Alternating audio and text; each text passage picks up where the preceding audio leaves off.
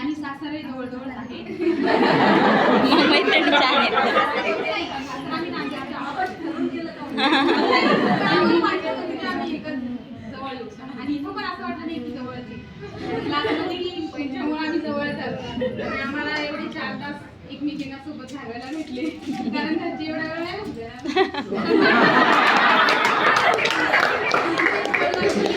बरोबर आहे.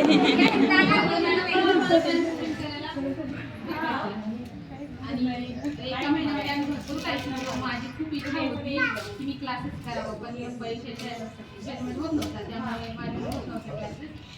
सरमुळं आणि मॅडममुळं ही योजना माहिती झाली. मी भगतसिंग शाळेमध्ये माझी मुलं आहेत. मी ती पॉम्पलेट भेटलं मला भगतसिंग शाळेमध्ये आणि ही योजना माहिती झाली. म्हणजे दरवेळेस इच्छा असते माझी काहीतरी योजनेमध्ये भाग घ्यावा, पण घरचे थोडे प्रॉब्लेम आहेत त्यामुळे मी घेऊ शकले नाही. आता याच्या पुढं जी योजना येते त्यात मी भाग घेईन सर तुमच्या. त्यामुळे खूप काही शिकायला भेटलं. माझी खूप इच्छा होती मी पार्लर क्लास करावा, पण पैसे राहत नव्हते ना, त्यामुळे मी क्लास नव्हते करू शकत. आता याच्या पुढे सर इच्छा आहे की ॲडव्हान्स क्लास सर मी लवकर सुरू करावा आणि त्यातही मी भाग घ्यावे. क्लास सुरू करावे. एवढं बोलून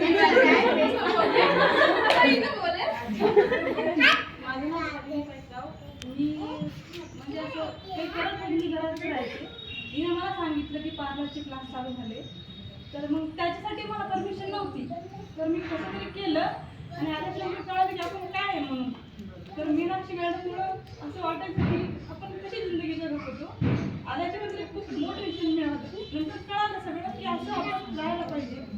आणि ते घरी जर गेलो ना एखादा शब्द न बोलला तू क्लास बंद करून टाक की तू खूप बोलायला लागली.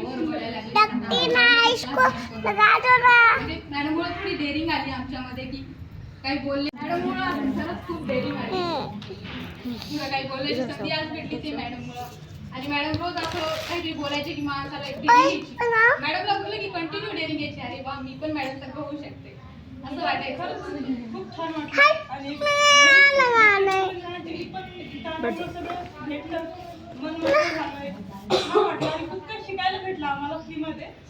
अजून असंच चालू राहू असं वाटतं मला. आणि मीनाक्षी मॅडमला बघितलं की असं खूप छान वाटतं, मोटिवेशन की आपल्याला काहीतरी देतं म्हणून.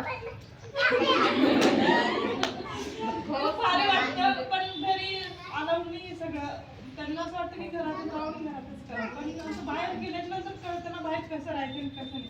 मी फर्स्ट टाइम निघली रांजणगावमध्ये, आज 5 वर्ष झालीत मला येऊन, पण मी फर्स्ट टाइमच निघली इथे बाहेर.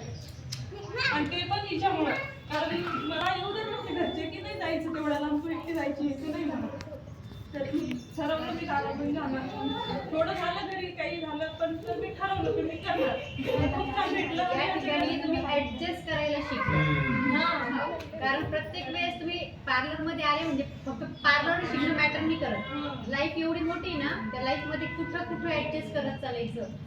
इग्नोर करायला शिकले ना, नाही तर मनाला लावायचं आणि डिप्रेशन मध्ये बसायचं. यांना सगळ्यांना आम्हाला कमी टेन्शन आहे का? कोण कधी काय फोटो काढेल आणि काय पुढे टाकून देईल, कोण काय सांगेल कुणाबद्दल, सगळ्यांना टेन्शन आहे.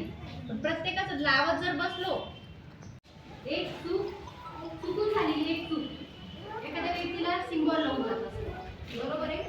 त्यामुळे त्यांनी जे एक ऑपॉर्च्युनिटी आमच्याकडे आणली आणि खरं खास तर काळे सर असतील, वैभव सर मी औरंगाबादमध्येही भेटले. आमचं बरंचसं म्हणजे डिस्कशन पण झालं आणि संधी माझ्या